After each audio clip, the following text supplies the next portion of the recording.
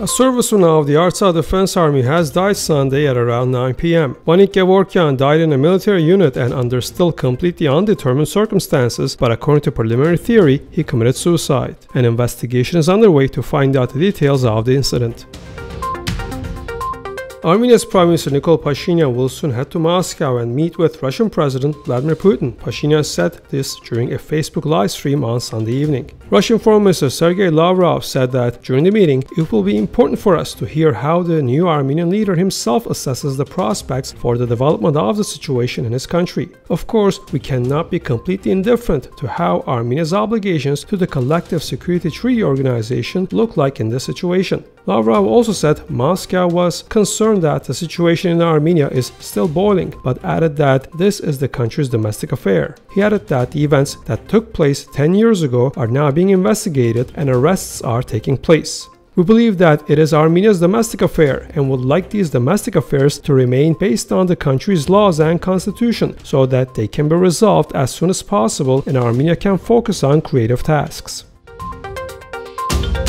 Snap parliamentary elections should be held in Armenia either in May or within the first 10 days of June of next year at the latest, Prime Minister Nikol Pashinyan said on Sunday. Pashinyan recalled that the current constitution specifies that in order to hold a snap parliamentary election in Armenia, the Prime Minister must resign, whereupon the National Assembly should not elect a new Prime Minister twice within 2 weeks, and then the parliament shall be dissolved by law. Now we are working on the constitutional amendments. The package will be ready soon and we will send it to the parliament. In this context, we will have political discussions as well as come to common decision as a result of discussions with the people.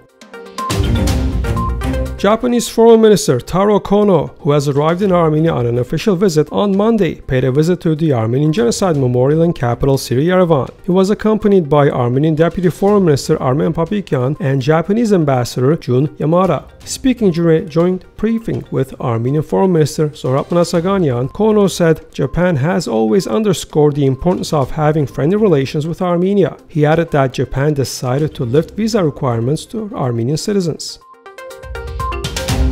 In line with the first 6 months of 2018, the biggest economic growth has been recorded in Armenia over the past 8 years. It totals 8.3%, Economy Minister Artsakh Minasyan said. In his words, trade and services are the largest contributors to this economic growth in the country. Minasyan added that the Economic Activity Index of Armenia was 9.3% in the first half of the current year. Former Armenian Deputy Defense Minister, chair of the Mardik Foundation, Artsakh Defense has been charged with embezzlement. According to investigators, part of the funds raised by this organization was misused. Preliminary reports suggest that over 54 million drams or over $111,000 were spent on restaurants, hotels, and gifts. Artsakh Defense, who was chairman of the board of trustees in the mentioned period, was in fact the sole manager of the funds. Defense, however, denied these accusations, saying he is ready to work with investigators. The William Saroyan House Museum has opened in the city of Fresno in commemoration of the Armenian-American playwright's 110th birthday on August 31st. It may look like an ordinary house in the district, but Saroyan's house is now completely renovated to contain a huge digital archive of his photos and works. The museum also features Saroyan's hologram with a setup of his desk and part of the house in its original way as Saroyan lived there.